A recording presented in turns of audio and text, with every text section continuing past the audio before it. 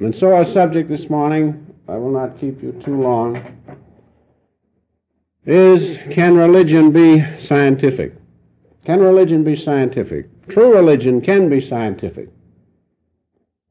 Not dogmatic religion. True religion can be scientific because the universality of religion is scientific. That's the point. And to know God is the science of all sciences. Realize that the universality of religion is that which is scientific, not dogmatic religion. Religion means that which binds us to God, or binds us to the great spiritual consciousness beyond this body. That is true religion, not dogmatic religion. That can be scientific. Now, in the ordinary sciences, there must be something that's common to everybody, a universal experience.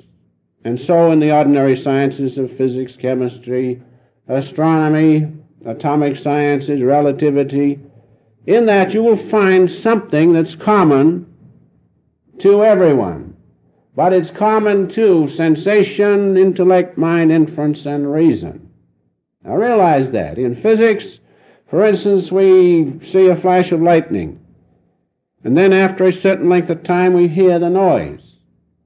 And so we know that there's a certain distance by taking the time between the flash and the sound.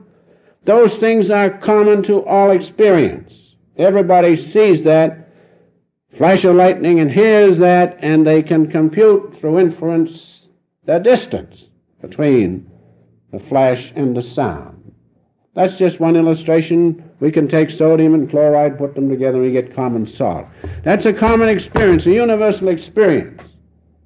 And in relativity, of course, we have many things that are not exactly easy to understand, but they are known through sensation, intellect, inference, and so forth.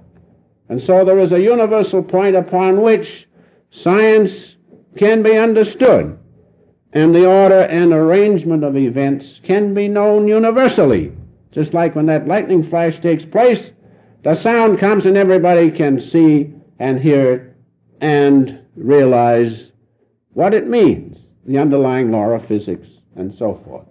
Relativity, of course, is quite an intricate thing to understand, but nevertheless, it's events. The events of relativity can be understood by everybody through sensation and through mind and intellect and inference and reason. And so you see there's a common ground, and we will find as we go along that in religion there's a universal understanding. There's a universality of religion. That is scientific, not the orthodox religion. Now, if there is a universal understanding in the ordinary sciences, is there such a thing in religion? Yes, there is, in true religion. But realize this difference. In the sciences, they are understood by sensation and by thought, by intellect, and by inference and reason. Now realize that one point. But in true religion, the universality of true religion is understood not by sensation, mind, and intellect, and reason, but by intuition. Intuition is the soul's knowing, cognizing power. It is that which understands the universality of religion. Now, if you take religion in that light, the universality of religion, it is absolutely scientific, because to know God is the science of all sciences. That's why you can't fool around with meditation and go to sleep, dream about other things. No, you don't get God that way. To have God contact, you must be very scientific. And to be very scientific, you have to use your intuition. You cannot know God by outward means, by the senses, by the mind, and by the intellect. But by the soul's power, which comes when you mean business with God, when you become really scientific and not dream away your time, then you will find the universality of religion right there waiting for you, and you will find it to be absolutely scientific. Why? Because everybody, irrespective of color, race, or creed, sees the same thing through intuition. Now you can see why religion can be scientific. Every one of you here. I don't care who you are or where you come from. If you look in the right place and still the ways of the mind, you will see the same thing that I see or the greatest saint ever saw. The presence of God as the spiritual eye at this point. That's the universality of religion. It is as simple as that. But look at the churches, look at the dogma, look what goes on between the Baptists and the Methodists and the Presbyterians and the hard-shelled and soft-shelled Baptists and everything. Well, what is it? Dogma. That's not scientific. But each one of those hard-shelled Baptists or soft-shelled Baptists or any of them, if you sit them down and quiet their mind, they will see the same light of God at this point. That's the universality of religion. Try and tell them that. Watch out, you'll have to start running unless you follow their dogma and their creed and so forth. And so there is a comical side to it, to this dogma. We might as well face it, it's there, but don't get caught in it. Now, for instance, let us take, for instance, God. God. We read in the Bible Jesus' words, I and my Father are one. Jesus said that. All right, that's one aspect of it. That's a dogmatic aspect. Jesus said so, it must be so.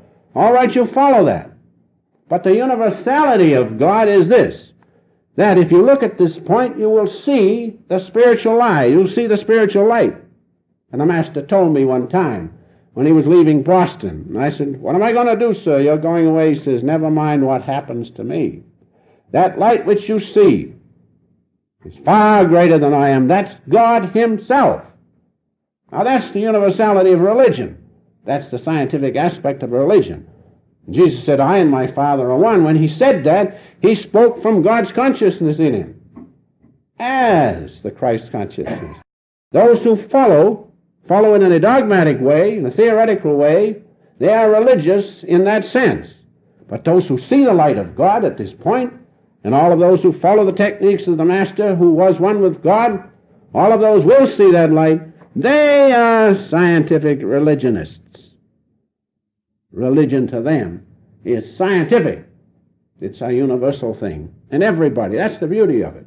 Everybody, whether you're from India or America or North or South America, any place in the world, if you sit down and really want God and follow the right techniques, you will see the light of God. Isn't that scientific? Isn't that scientific religion? Yes. Why? Because the universality of religion is scientific, nothing else. The universality of it, that which is common to everybody. In ordinary physics, we see the results, the events of physical law. It's common to everybody through the senses and inference and intellect. And so with religion. The true aspect of religion, true religion, the universality of it is common to everybody and can be perceived by everyone. Now, the dogmatic religions, I have to just pick out the important points this morning. The dogmatic religions are based on what? Experiences of particular people. Hinduism, experiences of the Vedas. Buddhism, experiences of Buddha.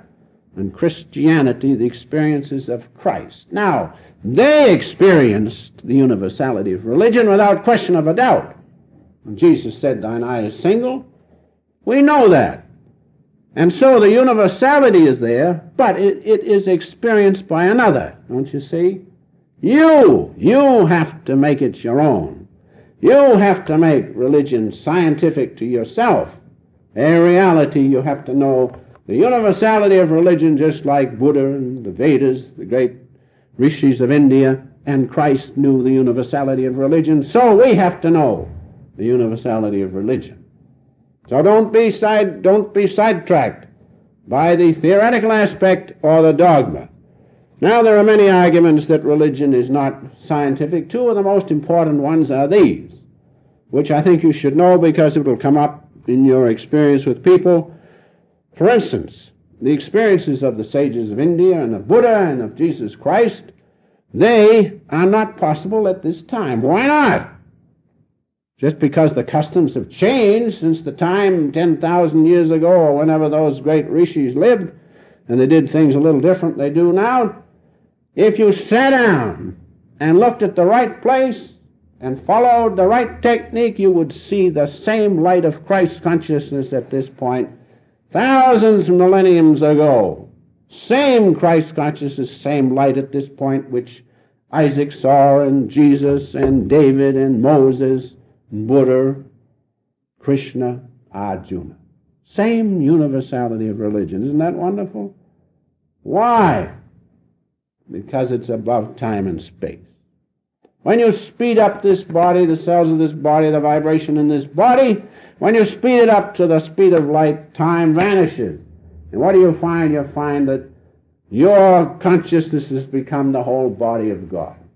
The omniscience of God, that's relativity in the real sense. That's scientific relativity, if we can call it that. Einstein found it and put it down with his equations. He knew it in that way. But the humble devotee who doesn't know anything about relativity knows it in the real sense, because he can see the light of God right at this point. Isn't that wonderful? Isn't religion scientific? I'll say it is. If you follow one who knew scientific religion, who knew the universality of religion as our Master did, you too will know religion in a scientific way. Now the other objection is this, that those experiences were only possible to the founders of different religions. They set the example. That's right, but what did Jesus say? The things I do, you shall do, and greater things. The things I do, you shall do, and greater things. Why? Because the same universality of religion is in each and every one of us. The same light of Christ is in us. The same Christ consciousness is in us. And when we become one with that, then we can do the things which the saints have done. We can do the things which Jesus did. As the Master said, forget me. He meant personality. And that light which you see is far greater than I am. That's God himself. And so, this universality of religion is in each and every one of us. We have to use scientific means to know it. Just like in physics and chemistry. They use external means to know these things, with their test tubes and their Bunsen burners and their cyclotrons and their bevatrons and a whole lot of trons. And what do they find out? They find out things by external means. But in religion, we have to use internal means. We have to use internal instruments. And the greatest internal instrument which we have is the presence of God in us, our own omniscience, our own consciousness, manifesting as intuition. The power of your own soul, my soul, to know truth and reality. And so when we look at religion in that light, it is very scientific. And so, in conclusion, belief in God is not enough. Belief in God will help, there's no question, but consider the belief in God, and with that which actual contact with God, there's no comparison.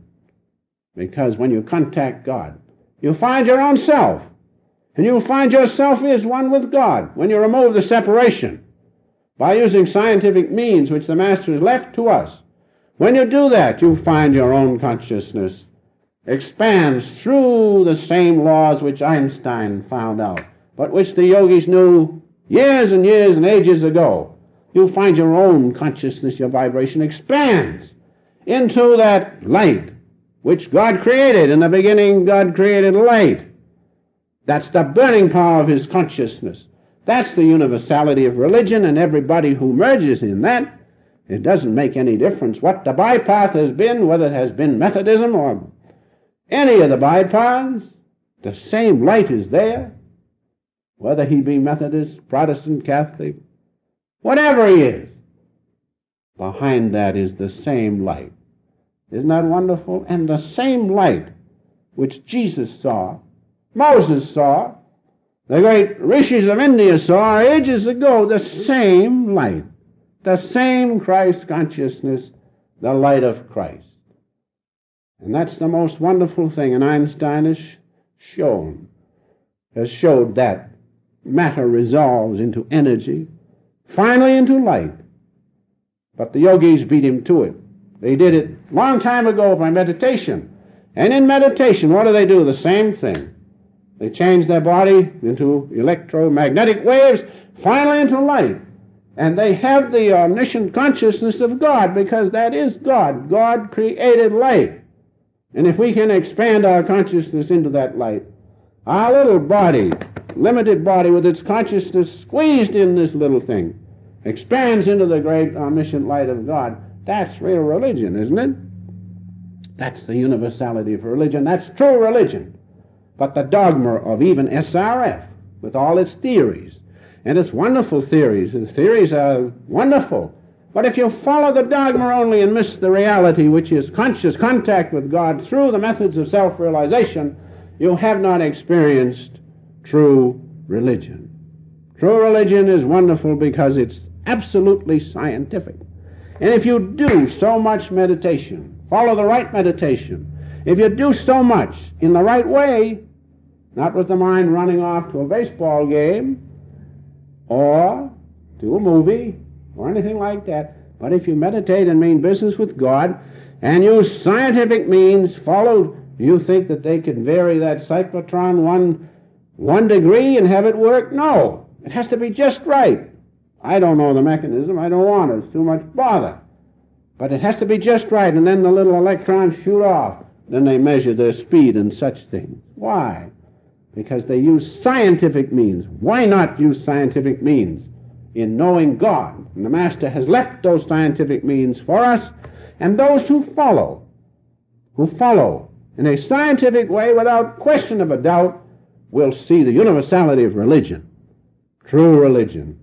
They will find it to be absolutely scientific, because if you do this way, and you do it right, if you do so many kriyas this way, and you do them right, you'll get so much advance in evolution, and when you do enough, you'll be free from ego consciousness.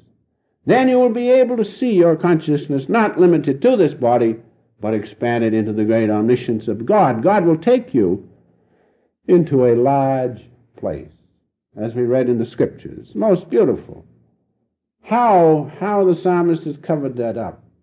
When you feel the expansive consciousness of God, you'll know you're in a large place, all right. You'll know you're in the omniscience of God, the greatest large place you can get into, because that's your own consciousness.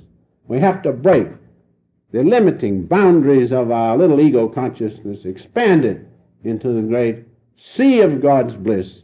That's true religion. That's the universality of religion. And so, realize this, that in religion we have to use internal means. And that internal instrument is your own soul's power, intuition. Far above sensation. As long as senses are there and the mind is operating and the intellect and the inference, it won't operate because you're not doing it scientifically.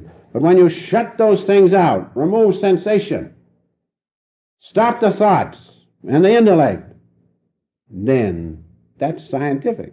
Then you know the universality of religion is God's light through the intuition within. And so the science of religion is to contact God. That's true religion. Contact Him. See the single eye spoken of by Jesus, who knew real religion. Hear the great Word of God spoken of by St. John. In the beginning was the Word was with God, the Word was God. That's true religion, not talking about it, but greatest of all, feel in your heart the great love which all the saints manifested, especially nearest and dearest to us, the love which the Master has shown for us and still shows for us by being with us and watching over us. That's true religion. Know that love.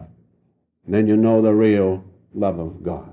Now, if you do these things, if you follow exact scientific laws which He has left for us to do, just as the physical scientist realizes the truth of his physics, so each and every one of us will realize the truth of true religion, the universality of religion right within us, the presence of God in us as the great light at this point. And so, finally, true religion or knowing God can be scientific if you use scientific means left to us by our beloved Master. Using those scientific means, you contact the universality of religion, which is God himself in each and every one of us, as the great cosmic sound, the great cosmic light, the great cosmic love. Then there'll be no question about dogmatic religion, even though you're brought up in a dogmatic religion. Are you going to blight your own soul by staying in it when you can see the universality of religion right within yourselves? Some come to me and I hear about it. They can't understand. They have to leave something which was given to them in childhood. What of it? You're leaving it for the greatest thing in your life, the presence of God within you. Now that's the universality of religion. Do that. Do that, then you'll know without question of a doubt that you have true religion. You are a true child of God, and that religion is absolutely scientific.